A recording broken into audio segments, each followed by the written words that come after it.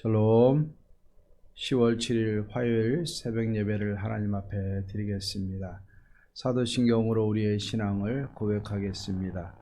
전능하사 천지를 만드신 하나님 아버지를 내가 믿사오며 그 외아들 우리 주 예수 그리스도를 믿사오니 이는 성령으로 잉태하사 동정녀 마리아에게 나시고 본디오 빌라도에게 고난을 받으사 십자가에 못 박혀 죽으시고 장사한 지 사흘 만에 죽은 자 가운데서 다시 살아나시며 하늘에 오르사 전능하신 하나님 우편에 앉아 계시다가 저리로서 사한 자와 죽은 자를 심판하러 오시리라.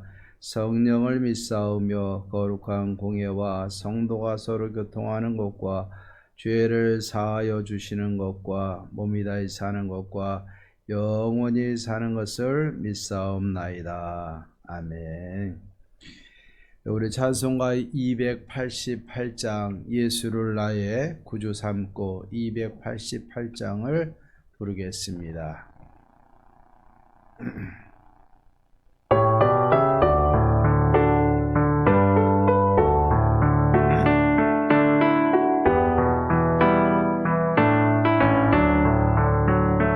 예수를 나의 구주 삼고 성령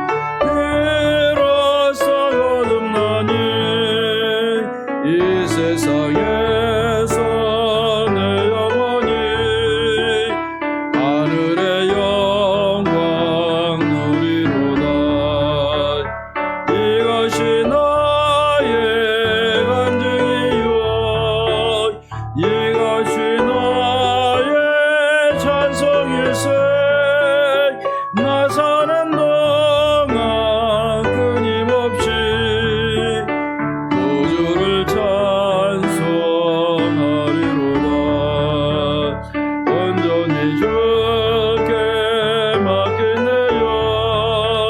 사랑의 음성을 듣는 중에 천사들 왕래하는 것과 하늘의 영광 보리로다. 이것이 나의 간증이요 이것이 나의 찬송일세. 나 사는 동안 끊임없이 구주를 찬송하리로다. 주 안에 기쁨 누림으로 마음의 풍랑이 잔잔하니 세상과 나를 난 곳 없고 구속한 주만 보이도다. 이것이 나의 간증이요 이것이 나의 찬송일세. 나 사는 동안 끊임없이 구주를 찬송하리로다.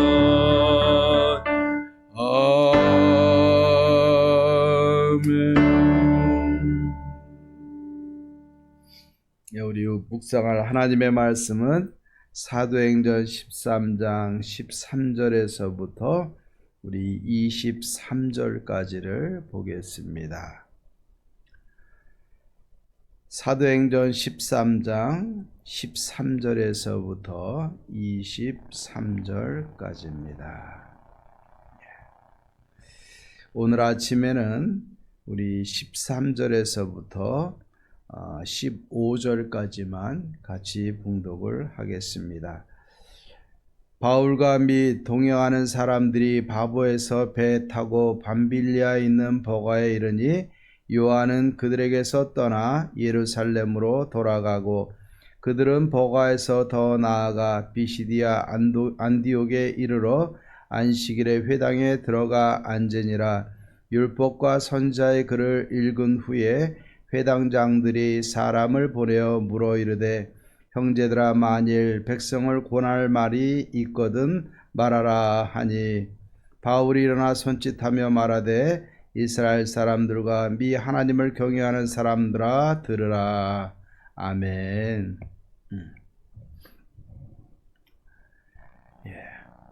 명절 잘 보내고 계십니까? 안디옥에서 교회가 세워지고 바나바와 바울과 1년 동안 가르치면서 교회가 크게 성장을 합니다. 그리고 동역자들이 여러 명 세워집니다. 그리고 기도하는 중에 하나님께서 성령님을 통하여 바나바와 바울을 세우게 되고 안수하여서 이제 세계 선교를 향해서 전도 여행을 시작을 합니다. 그래서 13장부터 바울의 제1차 전도 여행이 시작이 되어지고 이 전도 여행부터 사울이라는 이름 대신에 헬라식 이름인 바울을 사용하게 되는 겁니다. 근데 이 선교를 하다 보면은 많은 방해 역사가 일어나고 위기가 오게 되는 것을 봅니다. 우리가 어제 살펴본 것처럼 바울이 사역할 때 마술사가 방해를 하던 것처럼 외적으로도 많은 방해와 박해와 대적들이 일어나게 됩니다. 근데 어찌 보면 외부에서 들어오는 이 어려움도 참 크고 힘들지만 이 안으로부터 문제가 일어날 때는 그것이 더 큰 위기로 다가오게 되는 것을 보게 됩니다.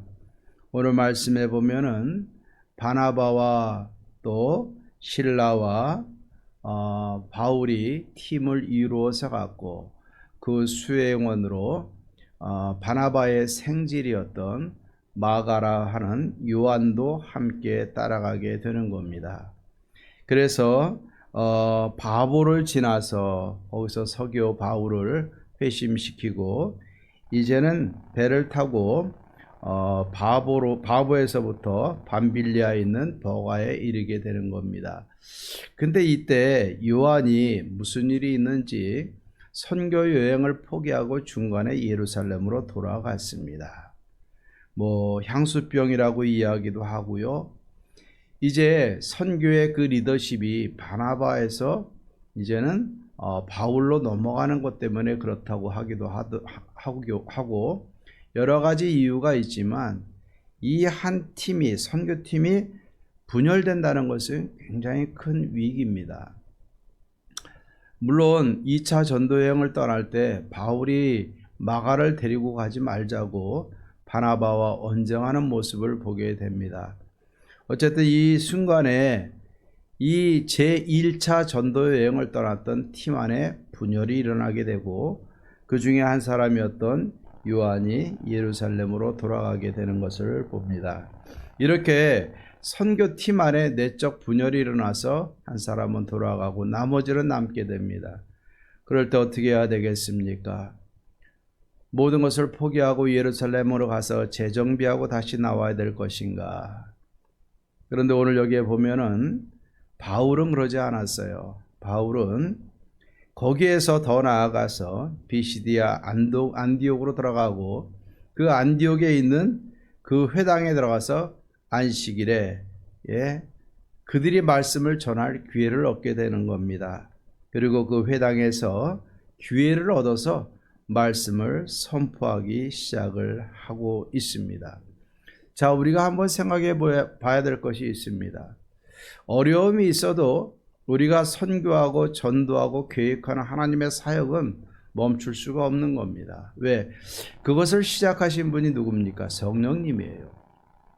하나님이 하나님의 뜻을 이루기 위해서 분명히 파송을 하셨는데 그 파송하는 가운데 외적인 어려움도 있었지만 내적 분열이라는 이 위기가 다가왔을 때 다 포기하고 예루살렘으로 돌아갈 것인가? 그렇지 않은 겁니다. 오늘 여기에 보면은 여전히 바울과 그 일행은 비시디아 안디옥으로 들어가게 되고 거기서 안식일에 회당을 들어가게 되고 회당에서 말할 기회를 얻어서 예수 그리스도의 복음을 선포하는 모습을 보게 됩니다. 중요한 것은 우리가 하나님을 신뢰하느냐 신뢰하지 않느냐가 중요한 겁니다. 하나님을 전적으로 신뢰했을 때는 어떤 어려움이 있어도 우리는 믿고 앞을 향해서 달려가야 되는 겁니다. 그럴 때 역사가 일어나게 되는 겁니다. 주춤되고 머뭇거리면은 사탄이 더 강하게 역사하는 겁니다.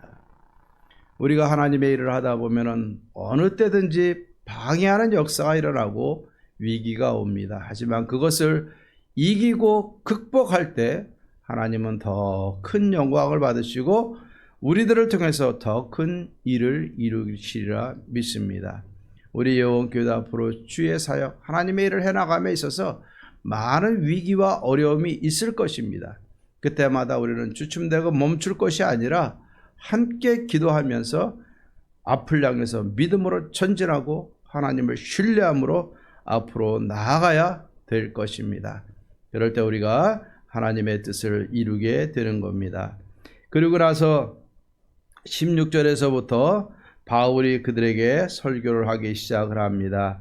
그런데 여기 16절부터 19절 말씀에 보면은 유대인들과 또 하나님을 경외하는 아마 이방인들도 함께 있었을 것입니다. 그 많은 사람들에게 내가 너희들에게 할 말이 있다. 잘 들어라 라고 이야기를 하면서 하나님이 이스라엘 가운데 행하신 역사를 그들에게 설명을 하기 시작을 합니다.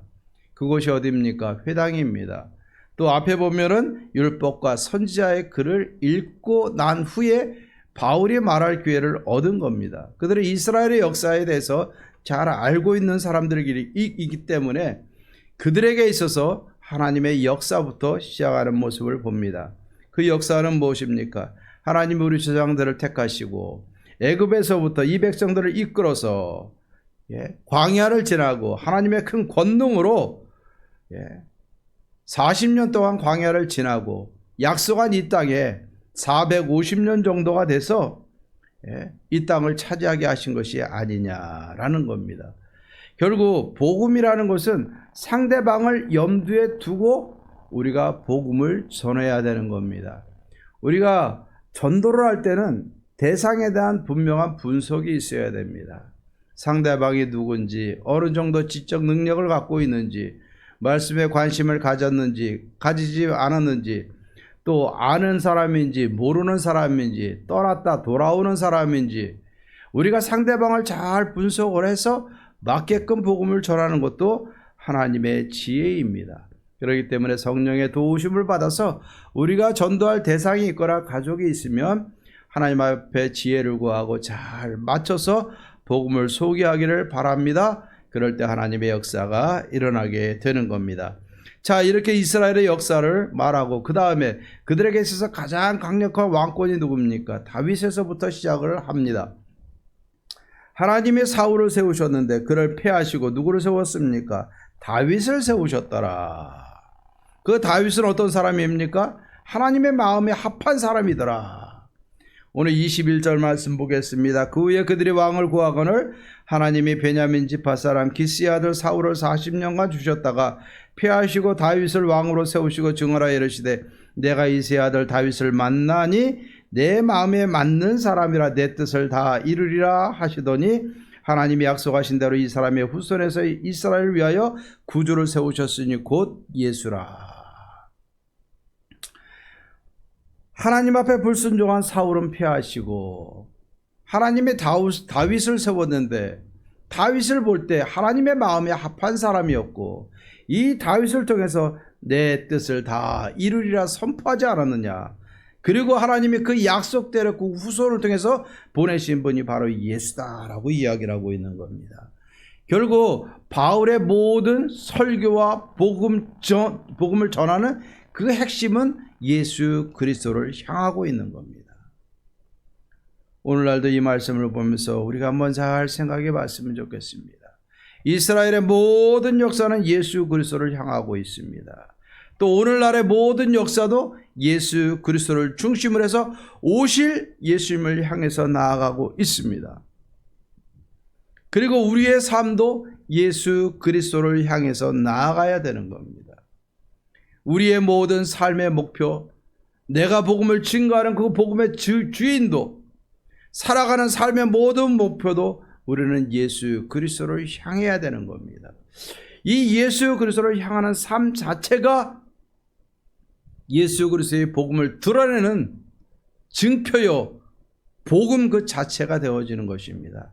그리고 그런 사람들을 통해서 그 입을 통하여 전해지는 그 예수 그리스도의 복음은 능력 있고 힘이 있게 되는 겁니다. 그렇기 때문에 우리가 흔히들 말하지 않습니까? 말하는 전도도 해야 되고 삶을 통한 전도도 해야 되는 겁니다. 그것이 바로 신실한 사람들의 삶의 모습인 겁니다. 하나님이 예루살렘 교회를 모으셨고 또 흩으셨고, 그 흩어진 성도들이 안디옥에 가서 교회를 세웠고, 거기서도 모였고, 또 거기서 보내서 또 다른 선교지에 가서 교회를 세우고 영혼을 구원하는 것이 하나님의 계획인 겁니다. 그래서 이렇게 교회는 모이는 교회와 흩어지고 보내는 교회가 잘 조화를 이룰 때 아름다운데, 그 중심은 누구냐? 예수 그리스도시라는 겁니다. 그리고 그 예수 그리스도를 전하면서 하나님의 교회를 세우기 위해서는 하나님은 누구를 사용하시느냐? 하나님의 마음에 합한 사람들을 세우는 것이고, 그 합한 사람을 통해서 하나님의 뜻을 이루어가는 것이 하나님의 계획이고 하나님의 방법인 것을 보게 됩니다. 물론 하나님의 일을 할 때는 많은 어려움이 있습니다. 지금 이 땅에서 우리가 복음을 증거하러 나가 보시기 바랍니다. 많은 어려움이 있어요. 한국의 이 기독교에 대한 불신감도 있고요, 사람들의 안일한 마음도 있고요, 무감각한 마음도 있고요, 완고한 마음도 있고요, 이단과 사설에 의해서 굳어진 마음들도 있는 겁니다. 이곳에 복음을 전하기 위해서는 많은 어려움이 있고, 또 교회 안에서도 해결해야 될 많은 어려움들이, 위기가 다 있게 되는 겁니다. 하지만 중요한 것은 예원교회라는 이름 하에 예수 그리스도를 몸으로 저와 여러분들을 이곳에 보내신 것은 예수 그리스도를 증거하고, 예원교회 안에서 우리가 함께 예배하고 흩어져서 복음을 전하기 위해서 우리를 모으셨다는 사실을 기억을 해야 되는 겁니다. 이 목적이 떠난 모든 교제와 교회 공동체는 의미가 없는 겁니다. 우리가 가족이 흩어졌다가 명절이 되면 모이는 겁니다. 또 삶의 터전으로 가는 겁니다. 혈연이고 가족이기 때문에 명절과 때가 되면 모이는 겁니다. 마찬가지로 교회는 분명한 관계가 있고 목적이 있기 때문에 모여서 예배하는 것이고, 흩어져서는 하나님의 사역을 감당하는 겁니다. 모든 중심은 예수 그리스도를 중심으로 이루어져야 되고, 그 예수 그리스도를 중심으로 복음을 증거하는 일에 하나님의 마음에 합한 사람이 내가 되어야 되는 것이고, 그럴 때 나를 통해서 하나님은 하나님의 뜻을 이루어 가시는 겁니다. 오늘 가정에도 교회에도 많은 어려움이 있을 수 있습니다. 하지만 어려움 때문에 우리가 걸어가는 목표하는 예수 그리스도를 향한 삶 자체가 꺾이거나 좌절되거나 주저앉아서는 안 될 것입니다. 우리는 계속해서 전진해 나가야 되는 겁니다. 하나님을 신뢰하고 예수님을 믿는 믿음으로 예수님만 바라보고 우리가 함께 달려나가십시다. 함께 예배하고 함께 전도하고 함께 선교하고 함께 하나님의 뜻을 이루어가는 복된 성도님들의 가정이 되어지기를 주의 이름으로 축원합니다. 이것이 우리가 존재하는 목적입니다. 기도하겠습니다.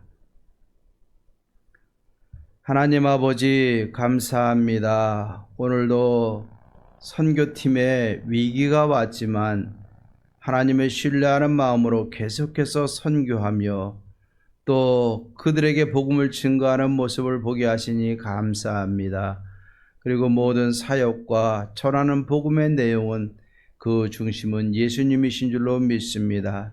사랑하는 성도님들, 명절로 인해서 온 가족이 함께 모이고 못 보던 얼굴들을 보면서 함께 우리가 모였는데 함께 예배하게 하시고 함께 기도하게 도와주셔서 이 어려운 시기에 가정이 화목하게 하여 주시옵시고 가정이 구원받게 도와주시옵시고 또 우리가 교회로 모여서 함께 기도하며 다윗처럼 하나님의 마음에 합한 사람으로 하나님의 선한 일을 감당하는 일에 쓰임 받을 수 있는 사랑하는 모든 성도님들과 가정이 되게 도와 주시옵소서. 모든 어려움과 문제는 다 지나가게 도와주시고 예수 그리스도를 믿는 믿음으로 하나가 되게 도와주시고 온 가족이 하나님을 예배하고 하나님의 뜻을 받들어가는 행복하고 복된 가정으로 하나님이 세워 주시옵소서.